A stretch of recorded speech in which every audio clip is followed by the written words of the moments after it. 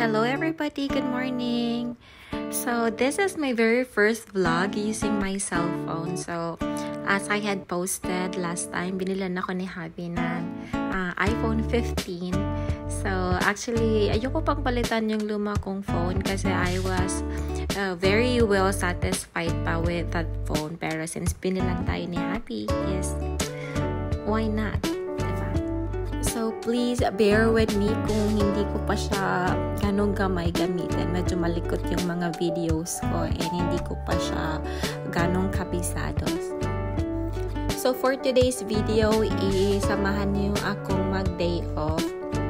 Bali, may pupuntahan tayong very special. I haven't been there in that place. Bali, first time ko makakapunta sa lugar na yon, and let's see kung ano ba talagang itsura ng place na yun. Kasi I've seen reels and photos of that place, and that place looks incredible. So for today's video is makakasama natin ulit si ate. So natandaan niya siya dati.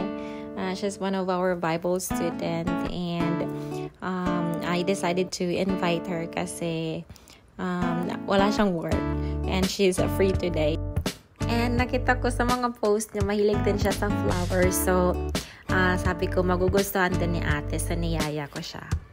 So, for today is we're going to Neri Cultural Park.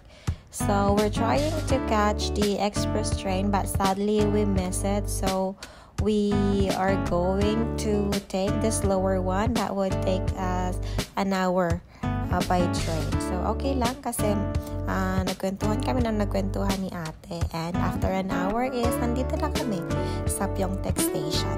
So, after less than an hour is we had already arrived here in Pyeongtaek. So, from here, pwede na kayong mag-bus, but for us, we took a taxi. A taxi that I regretted, guys, kasi I didn't expect that Pyeongtaek to be this big and very, transportation inconvenient. So I was expecting na sana madaming taxi, madaming bus na pabalik-balik, but it wasn't. So the park where the flowers were located are very suburb. Malayo siya, guys, sa city, sa main street ng Pyeongtaek kung saan nandun yung mga taxi. So, nahirapan kami, guys, actually, nung pauwi na kami kasi wala kaming masakyan. So, for those who wanted to see these flowers, make sure, guys, that you drive or you know the ways kasi para hindi kayo matulad sa amin. As we arrive is ito agad yung bumungad sa amin. So, these are Hydrangea flowers. So, tumutubo lang ito dito pag summer. Bali, these are the summer flowers. And pag, I don't know kung hanggang kailan to, guys. I didn't know much about these flowers. But, these are summer flowers. Hindi ko alam kung all throughout ng summer is it will stay. So, I'm not really sure. So, it comes with a different shade, different colors, guys, na sobrang ganda. I really like the blue. Yung pagka-purple niya, para siyang light blue, guys, na parang purple. So, ganun na ganun yung paborito kong kulay yun, guys. So, gustong-gusto ko talaga. Meron din siyang pink and white also. Sobrang ganda niya, guys. Sobrang ganda sa picture, actually. Sobrang gandang background nito sa mga weddings. So, imagine in your wedding days, ganito yung lalakaran mo. Ganito yung aisle na lalakaran mo. Looks very perfect. There's actually nothing much. So, hindi siya ganun kalaki and hindi rin ganun kadami yung flowers niya. So, konti lang siya, guys. So, but the flowers are really beautiful. So, okay lang.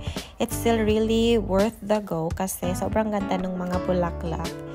And ngayon lang din ako nakakita ng ganito kadami. So, I know pala, nakapunta na ako dati sa Morning Calm. Meron din ito sa Morning Calm, but hindi ko na matandaan, guys, kung ano ba yung nakita ko rin kasi sobrang tagal na. But dito ko lang siya ulit nakita. hindi ko siya ganong na-appreciate dun sa morning calm, but here I really appreciated these flowers. So, sobrang ganda.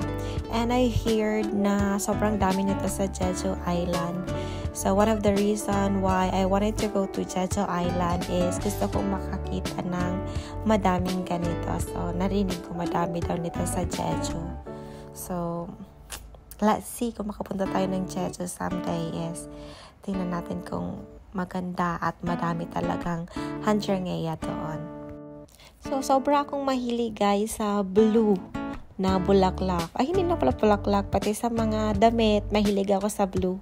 So, na-appreciate ko yung part na to guys. Sobrang ganda ng pagka-purple and pagka-blue ng bulaklak na ito. So, I really appreciated this part. Dito ako talaga nagtagal. Actually, umakyat pa nga ako dyan kasi gustong-gusto ko siyang malapitan yung blue na yon kasi medyo malayo siya dito sa baba. So, I really had to go up para tingnan yung pagka-blue niya. According to the research, guys, the bloom of this certain flower is often affected by the soil pH. Pag madaming alkaline yung soil, so the color of the blooms are blue. Pero pag acidic naman yung soil, it turns out to be pink and red. Hindi ko alam guys kung nagkakapalit ko ba yun. Basta ganun, parang ganun yung sabi sa Google. So that means in this area is iba-iba yung acidity level and alkaline level ng soil kasi magkakaiba yung kulay niya guys. Though they're just in one area, pero iba-iba yung kulay. Actually, maganda nga din yung purple. Actually, these flowers is hindi siya basta-basta yung tumutubo lang kung saan-saan. I think these flowers are actually cultured. Talagang meron lang siyang mga specific na area na dapat niyang pagtamnan kasi walang ganong masyado nito sa Seoul. Actually, wala akong nakita nito sa Seoul and my surroundings sa bahay. Walang ganito. So, iilan lang yung merong ganito. So, when I saw my friend na pumunta dito, I really took the chance to go and see and visit the place kasi nga I don't see these flowers often o kung saan-saan lang. So, may mga area lang talaga na tumutubo siya. And one of that place is here. And dahil hindi naman ganun kalaki yung area is nalibot na namin siya ni ate nang wala pang 1 hour.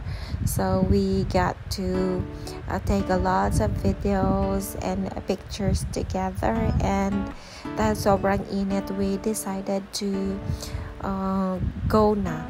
So we wanted to look for some restaurant nearby kaso wala pala. Wala siyang makainan guys. So ginawa namin ni ate is naglakad kami ng naglakad and napalayo kami guys sa bus station. And since na wala nga kami ni ate, so panay kami tanong ng tanong sa mga tao kung saan kami pwedeng makakuha ng taxi that will bring us to the station. Kaso wala talaga.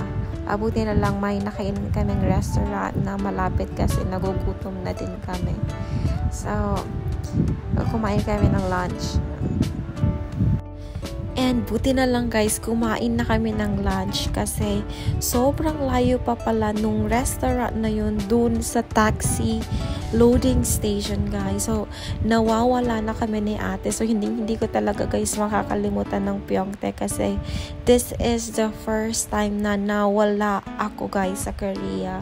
So, hindi ko na alam kung saan kami pupunta. Nasaan ba yung bus station kasi my cellphone then wasn't working also kasi wala akong data.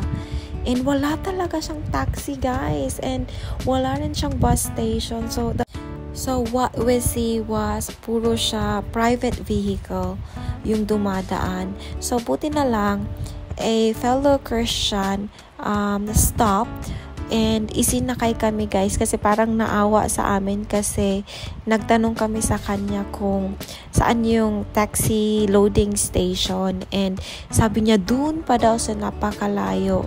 And then tinuturo niya kami. Una hindi niya kami guys sinakay, and then parang naawa siya sa amin, isinakay niya na lang kami kasi nga malayo pa daw talaga, and malayo pa din talaga guys. So imagine kung hindi kami isinakay nung Christian na yon, is parang hindi kami makakauwi guys. So hindi na talaga ako ulit guys, hindi na ako lalabas ng Seoul, hindi na ako pupunta ng mga remote area, promise. So I learned my lesson today. So that day na-realize ko na yung transportation convenience ng Korea is nasa city lang siya guys. So dito lang siya guys sa yung madaming tao. And pag pumunta ka dun sa mga medyo liblib na lugar is mahirap nang mag-grab ng taxi. So make sure, parang gusto ko na talaga guys mag-drive dahil sa nangyaring ito. And sobrang napagod ako guys, and sumakit yung ulo ko talaga, promise. Nag-alala ako. And buti na lang pala si ate yung kasama ko, kasi si ate malakas yung loob niya, so hindi siya nahiyang magpara ng sasakyan at humingi ng tulong doon sa mga private vehicular na dumadaan-daan lang. And then nag-Starbucks lang kami after, and then umuwi na din kami. So we both had a headache and we got learned lesson today. And thank you ate for